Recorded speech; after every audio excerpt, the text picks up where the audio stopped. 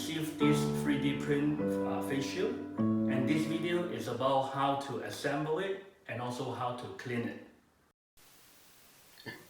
The face shield comes in two pieces, the frame and the transparency. The transparency has 6 holes, which are to be attached to the pegs of the frame.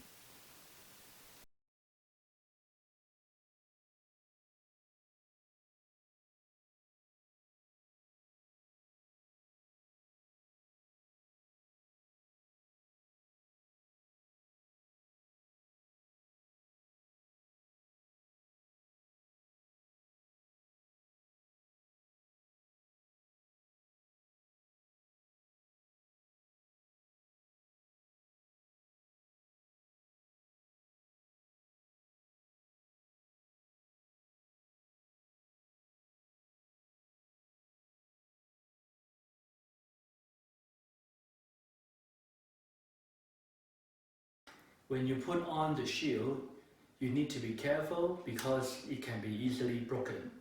So don't spread it too wide. Just put it in like this, and then it is secured.